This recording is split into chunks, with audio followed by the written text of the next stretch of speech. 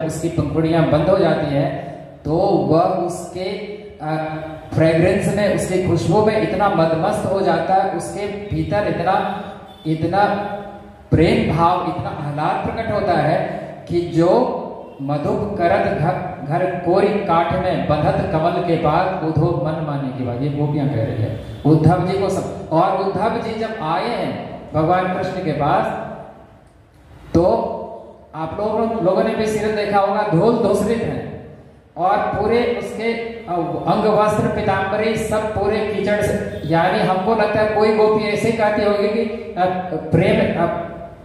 प्रेम में क्या क्या है, दर्द है वो तो प्रेम करो, ऐसे ऐसे ठुमका दे रही है, कोई उधर कान खींच रही है, कोई उधर कपड़ा, क्या जानोगे, कभी प्रेम करो तब तो प्रेम रस हो। आज ये भी प्रसंग संक्षेप में आने वाला है और भाव तो यह था कि आज इस विषय पर भी थोड़ी सी चर्चा हो जाए कि श्रीमद् भागवत महापुराण में श्री जी का, कृष्ण प्रिया जी का नाम क्यों नहीं है, राधा जी का, श्री राधा जी का नाम क्यों, बड़ा गंभीर विषय है, गोपनीय विषय।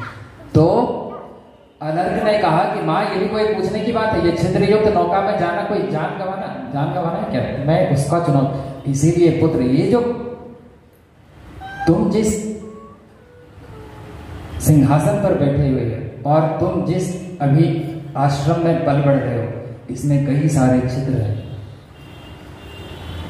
असंयम रूपी छिद्र है, जिसके वजह से कामधेनु, जो जीवन रूपी जो कामधेनु गौ है, उसके जो रस है, उसके जो दुग्ध है, उसका जो अमृत तत्व है, वो जो परम रसायन है, जिसका जिक्र पिछले दिवस की कथा में हम लोगों ने सुना था, इदम शरीरम शतसंधि जर्जरम पतत्यवश्यम परिणाम पेशलम किमौषधै भर्तृहरि वैराग्यस्तक किमौषधै, इसकी औषधि क्या है, निरामयम कृष्ण रसायन, वो जो रसायन है, वो जो रस है, वो झुक जाता है, वो नष्ट हो जाता है। तो महर्षि पिपलाद जी कहने की कृपा कर रहे हैं कि जीवन देवता है, इसकी आराधना से तत्काल फल प्राप्त होगा, कामधेनु है, लेकिन शर्त है संयम हमारे जीवन का अनिवार्य अंग होना चाहिए। और पूज्य गुरुदेव ने कहा है कि दिन प्रतिदिन गृहस्थाश्रम में भी संयम को हम बढ़ाते चले जाएं। हम लोग जैसे आज 2024 में जी रहे हैं, तो हमारे जीवन में जितना असंयम हुआ 2025 में उससे कम हो धीरे धीरे। और प्रेमानंद जी महाराज बड़ी अच्छी बात कहते हैं, और ये सुधन्वा और अर्जुन के प्रसंग में जो हम लोगों ने सुना था कि सुधन्वा ने अपने पहले बाण के साथ अपने जिस पुण्य को जोड़ा था वो एक पत्नी व्रत का पुण्य था, और प्रेमानंद जी महाराज जी एक दिन कहने की कृपा कर रहे थे कि जो एक पत्नी व्रत का पालन करेंगे वो आज न कल ब्रह्मचर्य को उपलब्ध हो ही जाएंगे। तो ये जो असंयम है, इंद्रिय संयम, समय संयम, ये जो 4 संयम का गुरुदेव ने कहा कि इसका हमारे जीवन में समावेश होना चाहिए। प्रज्ञा पुराण की कथा सुनने का ये सर्वाधिक महत्वपूर्ण लाभ होगा कि हमारे जीवन में संयम आना चाहिए, अर्थ संयम हो, मितव्ययिता हो, फिजूल खर्ची नहीं हो।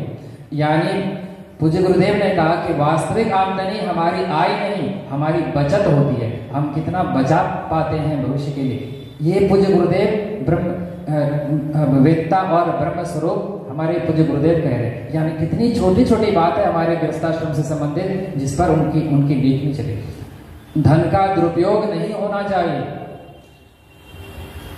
अब हम समझ रहे हैं, पहले हम भी नहीं समझते थे, अब हम समझ रहे हैं। तो कहीं ऐसा ना हो जाए कि आपको भी समझने में देर हो जाए, उसका सदुपयोग होना चाहिए, दुरुपयोग नहीं होना चाहिए। हम सबने सुना था कि महर्षि ज्योतिपाद कह रहे हैं आत्मदेव को श्रीमद् भागवत महापुराण की कथा में कि तुम्हारे पिछले कई जन्मों की कृपणता, कंजूसी के चलते तुम्हारे अगले 7 जन्मों में कोई संतान का लेख नहीं।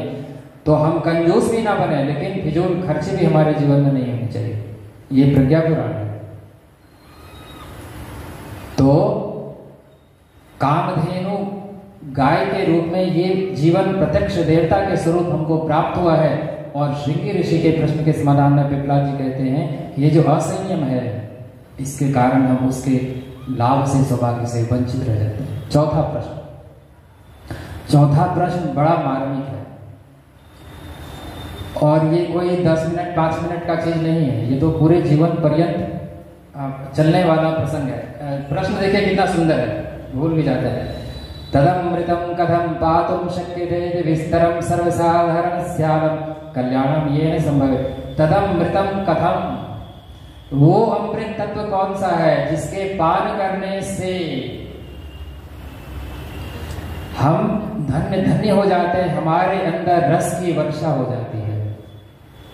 महापुरुष लोग कहते हैं रसो वै सह रसम ये वायम लब्ध्वा आनंदी भवति, वो रस स्वरूप है।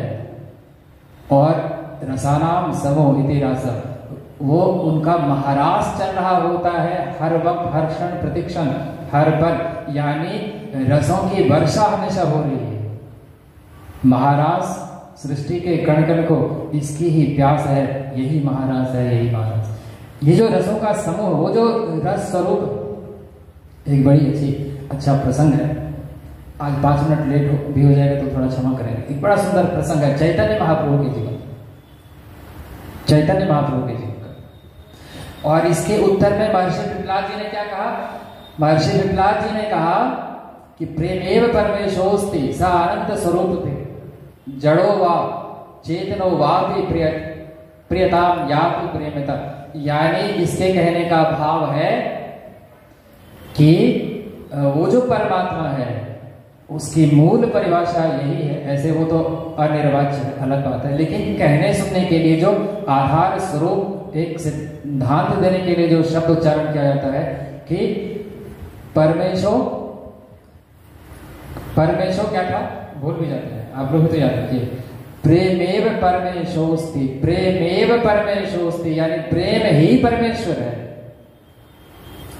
प्रेमेव परमेशोस्ति, एव संस्कृत ही